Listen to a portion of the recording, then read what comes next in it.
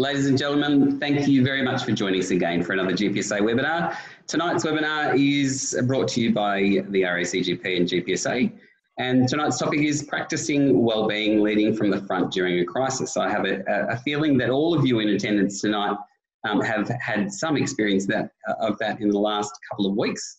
Nonetheless, we're going to share a number of ideas around things that different practices are doing around the country. We'd like to acknowledge the traditional owners of the lands on which this meeting is taking place in your respective parts of the country and pay respects to their elders past and present and their families. We've sent you the learning goals before the commencement of this session, so we won't go through those again, but there they are.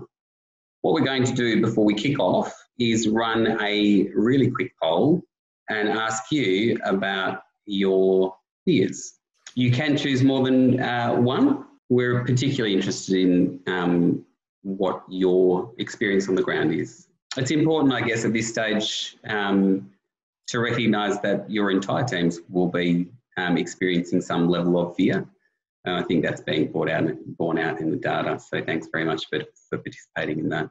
Ash, while that's going on, did you want to take over and get cracking with questions?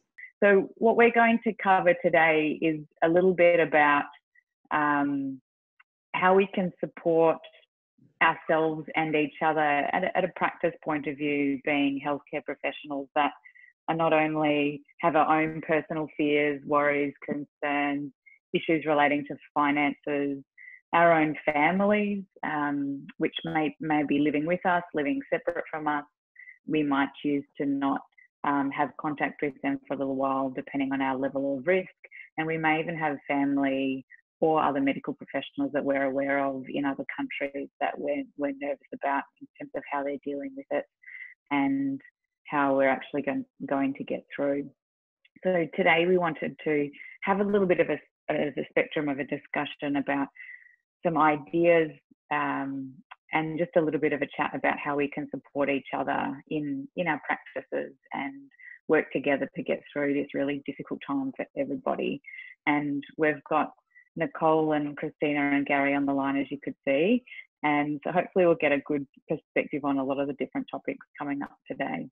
And Glenn introduced us with the topic of fear. And I think that I'm scared of all of those things myself. And so I think the biggest thing to take home is that we are all in this together, and we're not dealing with a lot of this stuff alone.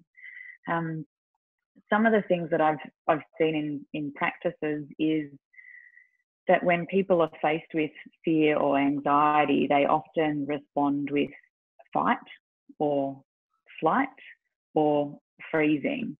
And I'm interested, Nicole, in how this has come up for your staff and your patients, and how your practice has helped to respond to people's the people in your practice, but also the people coming to your practice, and how you've managed to look at those things, and what have you done to try and alleviate that? Thanks, Ash. And so my name's Nicole Higgins. I'm a GP in North Queensland, and I'm a supervisor of a new practice owner. And one of the things is about keeping my staff safe. It's about keeping my GPs in training safe, my staff, my patients. And what I've done is to try and preempt where we're going. So sometimes, we talk about the curve, and I'm trying to be ahead of the curve. And that means a lot of planning, a lot of simulation, and trying to make sure that we've covered all of our bases before we get there. And I think the thing that comes to me is my patient, my staff, my doctors have all said, actually, we're so glad we work here because we feel safe. And we feel safe because we've actually worked through the issues in advance. We're not chasing our tails. Now, it might mean that we're a week or two ahead of people. But I'd actually rather be leading than following in this space. So in terms of dealing with people's fear, kind of standing up and trying to have some element of of control over the situation, so you can support people and make sure that they feel like they're safe rather than not knowing what to do. I think it's really important that those whom are practice owners or supervisors or those people who are in leadership positions actually need to make sure that everyone around them feels safe, and they need to feel safe in the people that are leading them actually have the knowledge. So it's really important that you're up to date with everything that's happening. And from my point of view, you know, there have been times, a lot of times I haven't slept very well. I'm pulling massive hours, but I need to look like I'm a duck on the pond to make sure everybody around me feels calm and that we have a flow in place about where we're going. And as long as I can provide that leadership and that calmness and that safety, then everything else will follow. And the thing is building on the strengths of the team that's around me to get there. Gary, working as a practice manager, you would be in touch with a lot of the fear response from the patients coming into the practice. How have you helped your staff work with patients who are fearful at this time? Thanks very much, Ash. Yes, I manage a 12-doctor general practice in the foot of the Blue Mountains. We've been operating now for 36 years. One of the advantages that I've got with my staff, I have long-term staff. So they're used to a lot of preparation, a lot of planning, a lot of systems management, and support provided by the nine GP owners and myself. I think the patients, the fear based around the patients in relation to what they're up against is really about preparation. It's about the flow of information in a timely manner. I think my role as a practice manager in my practice is to ensure that I have up-to-date, relevant information, which is the right place at the right time, and it's very timely. Also in relation to that preemptiveness, be proactive rather than reactive. So it's that proactiveness, longevity of staffing, longevity of patients, and this whole aspect of trust. I think trust plays a big part in managing fear with staff and with patients. And Christina, being the person within the RACGP who is the representative for our trainees at this stage, the people that are training towards an FRACGP, you've got a bit of an insight into how this is affecting trainees at this time. What are things that trainees are really fearful for, and how have practices helped trainees in this time? Yeah, thanks, Ash. So I think there's two common themes throughout the COVID-19 situation, and that is uncertainty and unpredictability. And, you know, we have really entered into what is an unprecedented time and quite uncharted territory when it comes to practices, when it comes to our healthcare system, and when it comes to our communities themselves. And whenever there are these huge unknowns, it generates that feeling of not being in control. And unfortunately, that's a perfect environment to create fear. And at the moment, I guess that fear is being felt at all levels, right from the practices, like we've heard from Nicole. You know, the practice owners are worried, their financial viability, safety of their staff, you know, those issues, you know, the GPs themselves, the support staff. But our GPs in training are in this unique situation where they've just entered, some of them just entered GP training or still relatively new in GP training. They're trying to get on top of, you know, that transition to community practice, the very different patient presentations, you know, how to manage the uncertainty of, you know, general practice consults, as well as, you know, thinking about their training and their assessment. And then you throw in this pandemic at the same time and trying all of a sudden to stay on top of, you know, information and rapid, you know, change of service delivery models. So, and also the personal toll at home too, you know, in terms of maybe a partner's lost their job, maybe kids can't go to school at the moment, and trying to manage all of that at the same time. So I think as much as possible, as practices and supervisors, trying to acknowledge that there is going to be part of this that we can't control, and, you know, acknowledge that and put that into a basket, but really looking at the areas that we can control. What can we bring in terms of certainty to the GPs in training, you know, and thinking about the processes and the workflows that can support trainees to really flourish and to really, you know, continue to have a meaningful training experience, you know, throughout a very uncertain time. So I might flick this back to Nicole then and go into our next discussion, because I think that flows really nicely in that the importance of communication. You know, a few of those things that Christina was talking about, I reflected on personally, and it's only really been about a month since this all started to get really, really intense. I remember that I was running one of our New South Wales ACT wellbeing weekends in the first weekend of March, and that was the same weekend that we recognised that we had local transmission in Australia occurring, and that we were bringing in people from the US and Europe with the virus that we weren't aware of. And I think in the last 4 weeks, it's only been 4 weeks, we've seen so many changes. We've seen the testing criteria change almost every 48 hours. We've seen our MBS change in significant ways like it's never changed before. And we've had to see a huge amount of change within practices in order to keep people safe and minimise the use of the very scarce PPE that we don't have. So when we've got kind of trainees and people coming into a setting where it's really daunting to begin with, and we've got staff who are generally pretty good at their job and can support people in that process, and are now learning to have to do all of these things themselves as well, and everybody's kind of feeling like they're struggling to, like you said, Nicole, the duck on top of the water.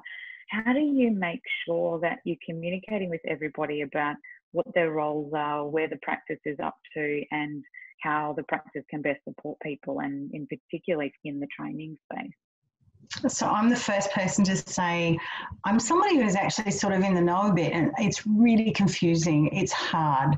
And so the first thing as part of our pandemic approach is that I'm delegated as the communication person within the practice. So I'm the first port of call, but I do draw on the expertise of the other GPs in the practice.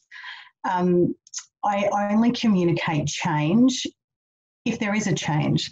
I don't, just forward things on just because I'm sure everybody's inbox is overloaded with COVID notifications. So any communications with my GPs in training or my staff or my other doctors are only if there's something significant that's changed.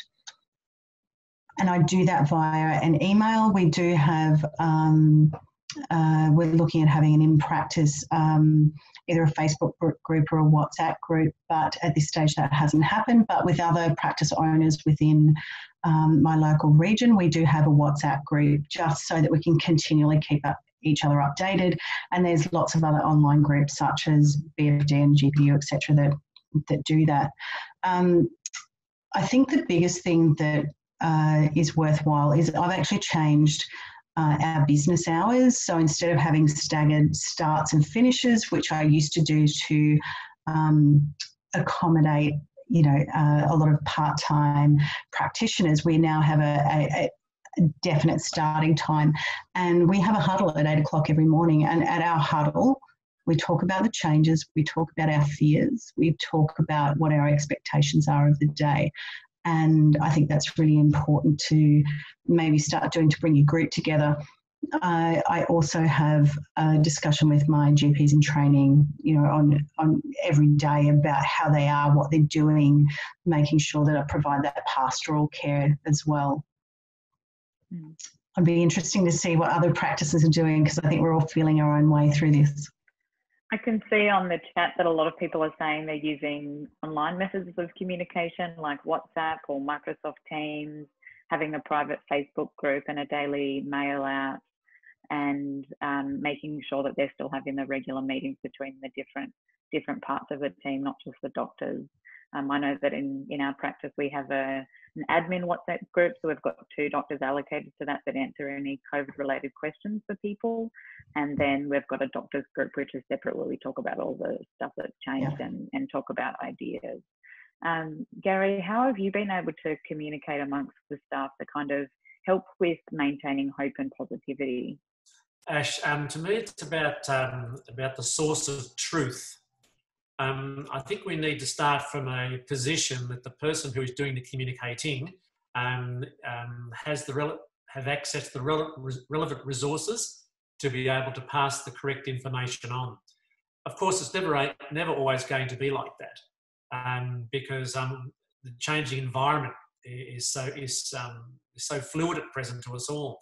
I just find that for me, I have a very open door policy with my doctors. A very open door policy with my staff. I'm working from 7 a.m. to 7 p.m. at night, as most practice managers are, and we're actually in it with them. I have Zoom meetings with my doctors at least once a day, and we run a WhatsApp group with my front staff. We don't have meetings, face-to-face meetings. But overall, it's just being there and being in it with them to be there to answer the questions if and when they arise.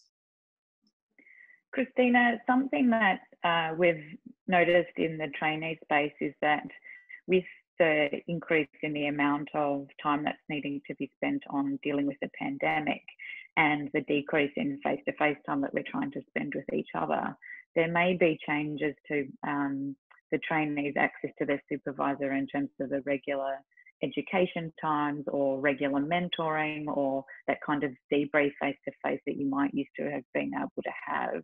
How have some of the trainees expressed that that's changed and what kind of tips could you give to other people? Yeah, I think this is quite a valid concern for a lot of trainees, and they are worried about their training experience and how the current environment in general practice is going to impact their readiness in terms of, fellowship and competency to work as a general practitioner. And especially, I guess, some of those practical elements around sort of, acute examinations, doing a pelvic examination, conducting a skin check, doing some of the procedures. I think there are a lot of trainees that are worried at the moment that they're going to miss out on that. And I think that's multifactorial. It's partly because of, changes in numbers of patients. It's also related to, the fact that move to telehealth and the implications that has. So I think as much as possible, trying to support trainees in that space, thinking about, generally there's one allocated supervisor at the practice, but are there other GPs, even more senior registrars or trainees or new fellows or other GPs that might be able to step in and help out, that might be able to, help with supervision, but also just be able to say, I've seen this rash, or I'm doing a corticosteroid injection, or I've got this specific examination that I thought might be helpful. Even some of the basics that we forget, become bread and butter practice after a few years. But actually at the start, it's, some of those things, even just with a basic neonatal examination, that you've not seen that particular, umbilical hernia or something before. So I think, really thinking, trying to engage the other GPs in the practice to encourage them to actually take on some of the supervising as well, and engage them in bringing the registrars or trainees into the consults for that experience, and thinking about, how to be creative with some of those things like corridor consults. I think especially for trainees that might be working from home, or their supervisor might be working from home, and there might be some missed opportunity in terms of, those corridor consults or I wasn't worried at the time, but now I have you here. I just wanted to check in. So thinking around, how can we still ensure that that's happening? Having a check-in, depending on the stage of training, maybe once a day or once a week, ensuring that the teaching opportunities continue. There's still dedicated teaching time. And, even looking at sort of random audits, case, analysis, picking up a patient and going, right, talk me through this. What was your thinking? How did you manage that? Especially with a phone or video consultation, which might be quite different, so that, so that the trainee still feels that they're getting that training experience out of it. And I think as well, from a communication perspective, I think involving the trainees in the process, because sometimes it's easy to think, oh, they're the juniors and they don't have a lot of experience in general practice. But actually they've got their own skills and their own prior experiences that they will bring to the situation. And so involving them in the meetings, involving them in the huddles, making sure that their voice is heard as well, I think is really important. And really modeling that, good crisis management, because at the end of the day, they're going to be the people that are managing this in 10 years or 15 years when there's something else, down the track that's happening. So helping them to develop their own skills at managing these situations, I think, is important. I agree, Christina. I think one of the things that it might be helpful to share is that even though they're missing the basic bread and butter and face-to-face stuff of general practice in this next 6 months, potentially, that there's none of us have ever been in this situation before, and the kind of learning that they're going to have now is going to be so helpful for the future of their careers, in terms of just seeing how important systems and those little things are, and adapting. Nicole, I saw that you had your hand up. Yeah. So I guess I wanted to point out at that point is, I think the opportunity for this is that for GPs in training, this is an opportunity to learn clinical reasoning and critical thinking. It's been a really steep learning curve for us. So as an experienced GP, I've usually established the hypothesis by the time the person's given the history. So I spend the rest of the consultation trying to provide evidence for my hypothesis and trying to prove myself wrong. Whereas for a GP in training, one of the things that they're trying to do is they're going through the consult, they're asking the questions, they rely on their physical exam and investigations to prove their hypothesis in the first place. So I'm coming from a position of experience and, as some sort of safety net. But for a GP in training, this is hugely scary to go into this world where everything's been turned upside down. And so one of the things that we've done within our practice is just to try and provide, just some of those common situations or heuristics, which are, those rules of thumb that we all have, just to try and provide that safety net for our GPs in training, to give them a sense of comfort. And that's that old rule of thumb. If you can't go home and sleep comfortably at night, then you haven't made the right decision. And as an experienced GP, I'm comfortable with that. But as a new GP, that's not something that's easy to find comfort within. I know that GPSA has done a previous webinar on how to supervise a registrar conducting telehealth, and that's probably a useful resource to go to in terms of looking at how to do that in a slightly different way. When you're looking at we've kind of talked a little bit about fear, we've talked a little bit about communication.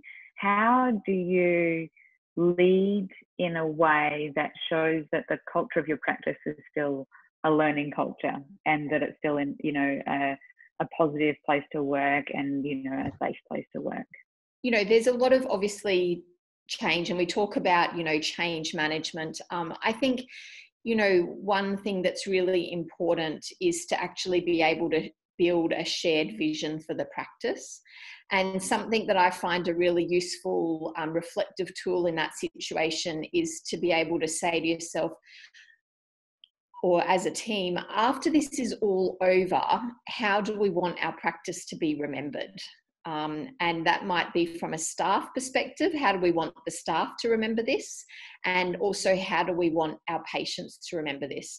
And I think if we can come up with a shared vision as a team in the practice, then that actually can guide a lot of our decision-making processes. You know, do we want our staff to remember this as being a supportive workplace, a safe workplace, you know, transparent? Do we want our patients to remember this as being somewhere they could still come to, where they would get good quality advice, you know, and be treated with respect? And I think that that can be a useful tool for practices. And I think helping, you know, thinking outside the box is what ultimately we need to be able to do at the moment, and actually identify where the opportunities lie in this situation. How can we as a practice and as clinicians bring value to the healthcare response during this time? How do we bring value to our patients? And what sets us apart from, you know, our competitors, I guess, in inverted commas? And I think if we can think about that to create a shared vision and then help to bring the practice along on that vision, that's going to help the practice to thrive and to help everyone within that practice thrive as well. You know, what is organisational culture? It's the way we do things around here. And that's the basis by which how organisational culture is transmitted, or the message which has been sent. Part of good organisation culture is about goal congruency, a bit like what Christina was saying about shared vision. It's about goal congruency. Are we all on the same train, heading in the same direction accordingly? Now, like this pandemic, a bit like the train, sometimes the train's going to pull into a siding and then there for a while and gets back on the track again and continues. And what we're up against at present is that we're like in that train, like in the siding at present. As long as our values are there, if we build our organisation around values about trust, about respect, about support, organisational culture will remain accordingly. But it will get challenged as a result of the current challenges we've got. But once again, organisational culture is about leadership, and I'll talk about leadership later on, I think. But we might merge those two together and skip to the slide after that. So culture is important. It should be inbred, and it should be a message that patients get as well. So one of the things that has come to my mind, Nicole, in this sort of thing is when we're looking at the culture of, say, learning in a practice, and we're also looking at wellbeing. You know, something that I've thought of is it's probably a really great time to talk with the trainees about that part of the curriculum called Doctor's Health, and how we work with that. If we can skip to the next slide, Glenn, how as a leader, when you're trying to run a practice, think about workplace culture, deal with a pandemic, train your registrar, and also kind of have your own children and life working well and supporting the people around you, how does that work, and how does your kind of the different leadership styles relate to those sorts of things? So I guess the first thing is, before I become a leader in my practice or a GP, you know, I'm a mum at home with 3 kids. I have a life. I've got lots of other things to balance. I am a practice owner. I am a teacher, an educator, a supervisor, and an employer. So there's lots of different hats and roles that you have. But what happens is, when I walk through the door, I take all those hats off and I put on the hat that I'm a leader in my workspace. And at the moment, you know, this is a situation akin to the last time was World War II, and before that, you know, other great wars. This is an uncharted territory. So I've got to be honest, I'm not quite sure that I'm always doing the right things either, but I need to give the appearance that I'm confident in the place that I'm going. And the reason that I'm confident in the path that I'm following is that I have knowledge, that I seek the best opinions, and I have the mentorship around me to actually take my practice where where it needs to go. My practice is built on a culture, so going back to where we were before, of teaching and learning. So as much as I might take the practice with me, I learn from those who are within my practice. So a good leader needs great followers, and that's what I have within my practice. And what I've had to do is find out what the skills are within the practice to take me to a place where the practice needs to go, because being realistic, a lot of practices won't survive this. Most practices are 30 to 50% down on their income. So how are we going to survive at the other end? And the one thing is that those who are in my team, they've got lots of skills that maybe I didn't realise, and it's been trying to find those skills and then utilise them. So I've found within my GP trainees, some are wizards at social media, others are great within doing Word docs and doing lots of different funky things, and some are great within communication. Some have got really good community links, and how do I leverage, how do I build upon those to keep the practice viable at the end, because that's what I need to do. I need to keep the practice viable, so at the other end I've got a place where I've got people employed, I've got GP trainees who've got a quality training practice, and ultimately where I can survive and continue to, have a life for my family as well and myself. In relation to that leadership, if I just could make some comments around that. I suppose as a practice manager, leadership skills, they could be innate or they could be learnt. And the sort of the different leadership styles that we have, like transformational, like situational, like behavioural, like contingency, like transactional. All these different types of leaders are really critical in relation to what we're dealing with on a day-by-day basis now. What sort of leader are you? Are you a situational leader, where we talk about telling, selling, participating, delegation?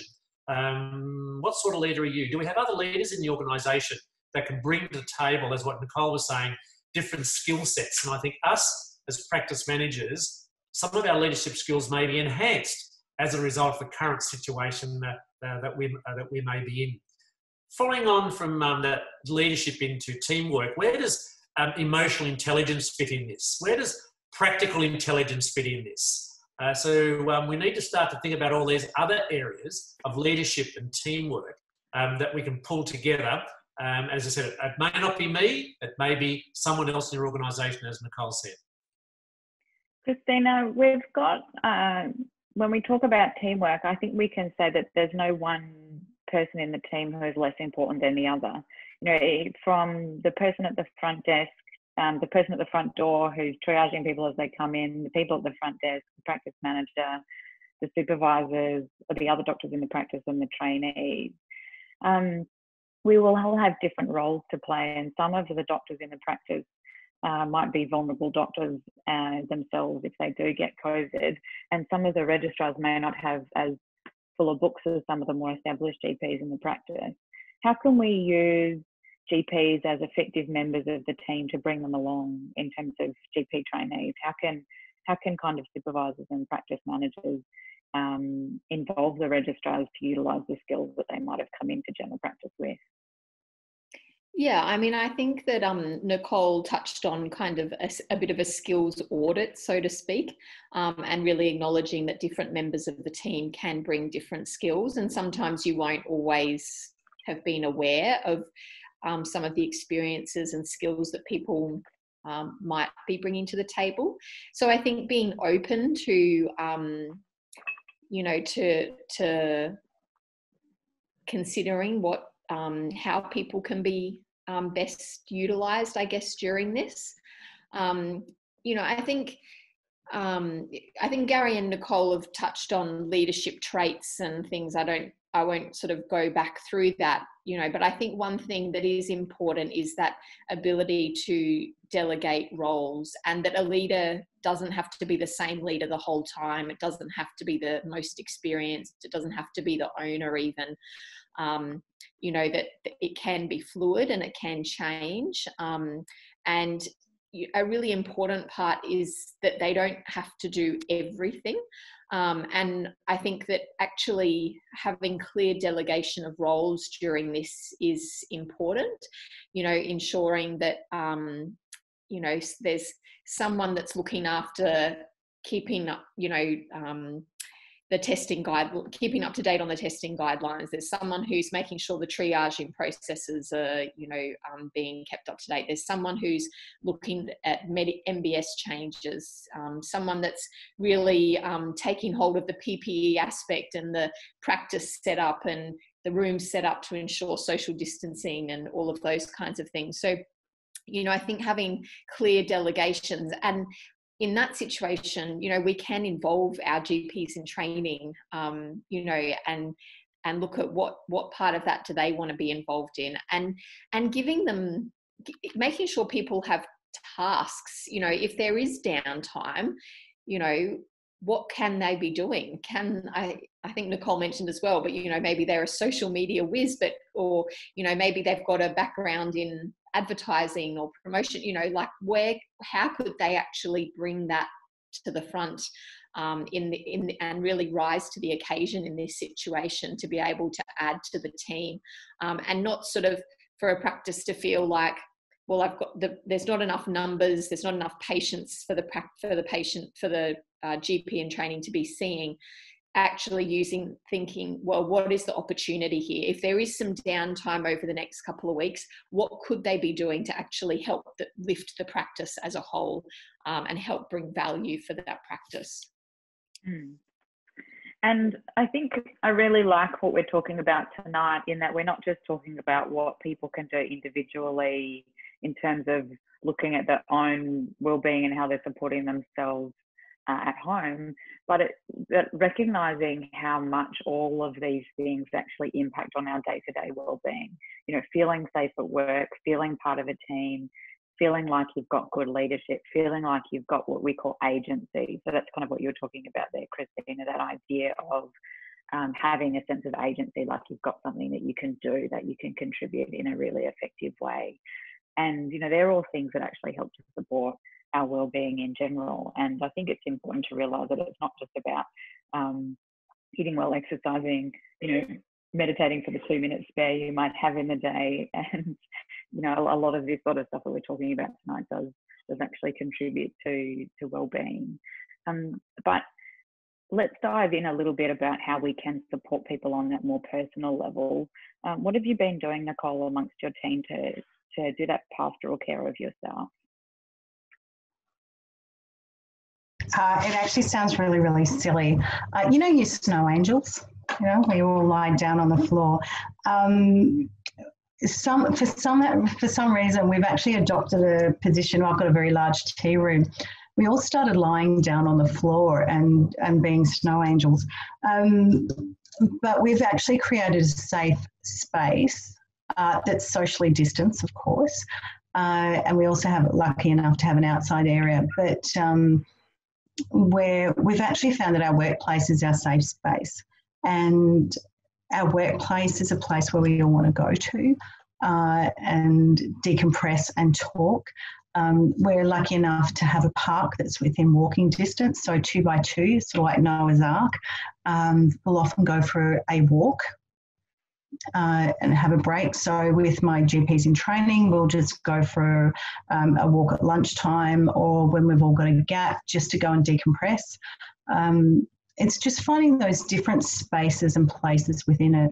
It's different again if you've got somebody working remotely, and because we forget to just give that, maybe it's a text message, maybe it's a phone call just to say, hey, are you okay? And I've been guilty of that. And it's understanding that people bring their own personal fears into this. So one of the things that I did really early on is, and it's within the RSCGP pandemic response kit, is sending out a questionnaire to all your staff asking, do you have any vulnerabilities? Are you immunocompromised? Do you have any medical conditions? Or is someone that you're living with have any of above that might put you at risk? And if so, would you like to work at home?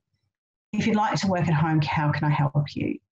And doing that early on makes it a lot easier when the time comes. The other thing is, it's also asking the question, would you like to work in this space if there is a pandemic? If yes, would you be willing to work within normal working hours? Would you be willing to work outside those working hours? So you need to establish those boundaries with your staff, with your GP trainees, with your GPs, of what they're willing and able to do. Once you establish what people are willing and able, then you can put your workflow around it. But you need to recognise that we all have a life outside of our general practices, and you need to be able to be flexible to accommodate that, especially if you're a training practice. It's vital. Some of the suggestions on the chat line has been starting team memes with, sharing something positive, inspiring, surprising or funny, then something so that's called a rose, and then sharing something that's a thorn, which is something that went wrong, that you're annoyed, frustrated or saddened with, and then a thank you, something that you're grateful for. And, that kind of initial setup for the day is probably really useful to move a little bit, having a COVID-free zone. Is there something you wanted to talk about, Christina, about having COVID-free discussions with trainees? Well, I certainly like the idea of the COVID-free zone. I know a couple of times at lunchtime in our tea room, one of the GPs is often, okay, that's it. No more COVID talk, and what are you up to on the weekend, or what are you doing after work, or whatever it might be. But I think it is actually important because for a lot of us, we're living and breathing it at the moment. We are talking about it all day at work, and we're reading updates and emails and webinars all evening when we get home. So I think actually dedicating some COVID-free time is important. I think for GPs in training, trying to really encourage them to think about where their supports are, and it will be different for everybody, in terms of, does that come from within the practice? Do they have a supervisor, or I've seen the idea around a practice buddy who's not actually their supervisor, but someone that they can sort of go to and debrief and talk through things. And that could potentially be any member of the team. Do they have a mentor? Do they have an ability to debrief outside of work? And so just really thinking through some of those practicalities and how, as a supervisor, potentially we could, encourage GPs in training to utilise that, and their peer engagement too. I mean, I think that at the moment, a lot of the RTOs have moved towards non-face-to-face education delivery, and I know throughout my time training, I really enjoyed the education sessions, not just the educating part, but the getting together and the lunchtime chat and being able to share stories, and created some great friendships through that. And so, I think, again, it's being creative about how can we still utilize the relationship building through those processes, to create that support around our GPs in training during this time. Ashley, Gary, can I interrupt you for a second, because I'm going to throw you a bit of a curveball. We've talked a little bit about how we can support the doctors in this time, but how can the doctors in practices support our admin team and practice managers? Yes, excellent question, Ashley. It is a curveball. But the reality is that it's about trust and empowerment and delegation. How do the principals perceive the role of people in administration? Is it the level of acceptance the level of the knowledge which they may have is quite critical. Our principals need to understand that the people are there for a certain reason, our admin and our practice managers. They have certain skill sets, and they need to empower them to actually deliver what the principals wish in their thinking and the operation of the practice. It is about the whole aspect of delegation and empowerment and acceptance for people for their respective skill sets. So I think it's a symbiotic relationship that should have been built over time or a period, and there's an acceptance that there is going to be times throughout the day when our admin staff or our nursing staff are going to be stretched accordingly. And both parties, both clinical and non-clinical, accept that there is going to be stressful times throughout the day.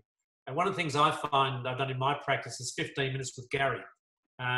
So there's a release time by staff, including my doctors, including my 9 owners, that spend 15 minutes with me. And we talk about anything. It's scheduled into their day. So that 15 minutes with Gary, it works exceptionally well. And they get them to understand the skill sets that I may have and anyone else may have in the organisation as well. So you're saying that the best thing that the doctors can do to support the admin team is recognise that they're vital members of the team and work with them and work with each other. Actually, everyone has a role, even down to the cleaner in our organisation has a role, and he or she or them are very critical in this part of the pandemic. So everyone has a role to play. So Gary, you wanted to add to that, Nicole, how to support your administration team? I was just laughing because up until recently, my husband has been the cleaner in our practice, who is now also the carer of our 3 children. And I think it's really important to reflect that different practices in different regions, in different parts of Australia, all have different needs. So I am now a 10-doctor practice after being a sole practice owner 3 years ago, and in a regional area, which is very different from being in an urban, which is very different to being in rural.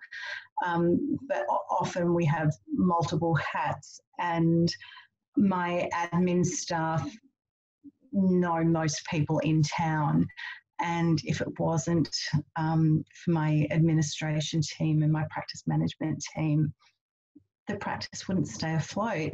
And so I need to make sure that everybody within the practice feels safe. And it's not only about feeling safe, but it is about being safe. And the feedback that I've had from my team is that they're so glad about all the planning that we've done, because compared to other places, they're okay. And when they can come back to me and say, we feel safe, we feel okay, then I've done my job.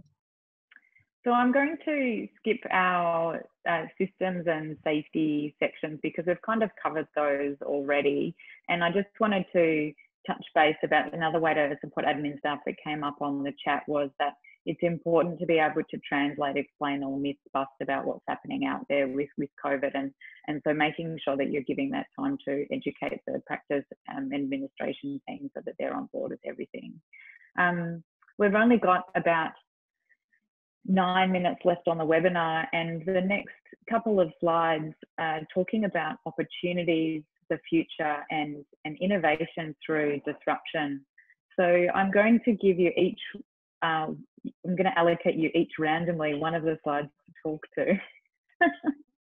And so the first one that I wanted to give to is Gary. Can you kind of see what are some opportunities that might come out from this for practices?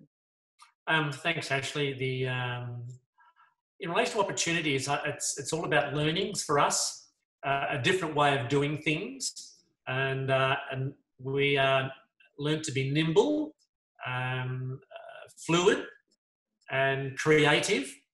So I actually think that lots of the opportunities is based around our skill sets will change, looking at things differently.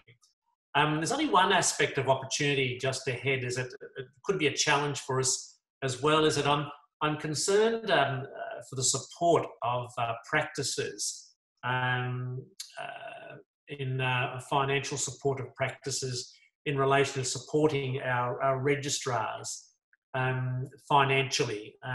I think practices should not be left carrying the risk around the financial burden of our registrars. And I think that's a conversation that we need to have. And I think that will be actually an opportunity in moving forward of how do we look at supporting practices who support registrars accordingly. But to me, it's about the learnings as a result of the changing environment which we are in. Nicole, what are some of the ways that your practices dealt with the financial side of registrars being early on in their term? They might be more junior, and then, I mean, I think we've all seen a reduction in people coming in face-to-face, and then with telehealth, not in terms of the amount that we get from telehealth, it's slightly different from face-to-face and what the mixed billing might have been able to before. How have you kind of been able to support a registrar financially and use them in a different way in the practice? So I'm going to preface this by saying I am in a regional area with mixed billing, and we'd had a significant gap. My registrars, I've had to be flexible and nimble in how they do things because they are new in their term. They haven't built. So I'm in a practice where I've got 2 GP trainees or GP registrars. I've also got 3 new fellows. So they are wonderful and creative and innovative, but they haven't built a practice up yet, which takes 12 months. And so we've had to be quite creative. So one of the roles would be that they do the triage. So the amount of phone calls that come through the front desk where, they're wanting some clinical information, that will all get triaged to the GP registrar. That means that they're billable. We're making sure that we do our immunisations, that we put that into a couple of clinics a week, because it's really important that we ensure our immunisations go ahead, and the registrars are in charge of that with our practice nurses, and they're doing an amazing job with that. The other thing is we have a pop-up clinic, so where patients who may be, have a fever or a temperature or something, they may need to be examined. We're all taking turns of that, and that's the registrars come in that, and they learn how to put on PPE and those sorts of things. But it's also meaning that we're only using 1 set of PPE per day to examine those patients. So you can be really creative in how you do things. As yet, we don't have the burden. We've got no community spread of COVID within my community, so the registrars can go and do health assessments or deliver the flu needles to nursing homes, all of those sorts of things. Glenn, if you can go to the next slide, I'm going to pitch this one at Christina. If our trainees are going to be the future of the next pandemic, what are the ways that practices can help them in the next pandemic, or help them to learn how to deal with the next pandemic? Yeah, I mean, I think that this comes back to involving them in the processes and the systems, ensuring that they've actually got a voice, and that, that as practices that we're modelling, good leadership, good teamwork, so they can actually see how, an effective approach to this arises. Our GPs in training will be the leaders tomorrow. They will be the next college president, the next chief medical officer, the next health advisor in terms of government policies. So, I think as much as we can involve them in the processes, I think the better. And I think, touching on the disruption aspect as well, I mean, our GPs in training now have the longest time left in their career in terms of their future in general practice. They're still going to be practicing in, 30 years time. And how general practice is right now, or maybe if we go back 6 weeks, is very different to what general practice will look like in 10 years or 20 years. And, you know, I think that actually this is an opportunity for the profession to actually disrupt itself and to innovate itself before that disruption happens externally. You know, we do face a risk in general practice that other bodies will come in, whether that's non-GPs who feel that they can offer our services, maybe do it cheaper or do it more conveniently, or whether it's, you know, startups and innovators who come in and offer different service models. I think that this is actually forcing us to think about the consumer, to think about how we can adapt our practices while still being mindful of delivering quality patient care, you know, but doing it in a way that that actually future-proofs our profession. And I think that having the GPs in training involved in that process is going to be really important for setting them up into the future to be able to continue, you know, continue advancing our profession and ensuring that it thrives into whatever environment we face in the future. And Christina, oh, sorry, Nicole, I was just going to say one of the tips on the chat box was that the one person was encouraging their staff to keep kind of a journal log of what was happening now in terms of, you know, looking at how that can be implemented in the future. But we've got 1 minute left, so I might just do a wrap up, if you can, Nicole, of one of the things that you think that this will lead to a positive change. So for each of the people, for yourself, and then we'll go to Christina and Gary to talk about one thing that would likely be positive at the end of it. So in general practice, it's not going to be the same when we come out the other end, but I could not have done this without my fabulous GPs in training. They've been the people behind me that have also supported and, you know, done some really funky, groovy things. So you need to embrace the skills around you to get you to the place where you want to be. Mm. And what do you think it'll be a positive lead at the end of this?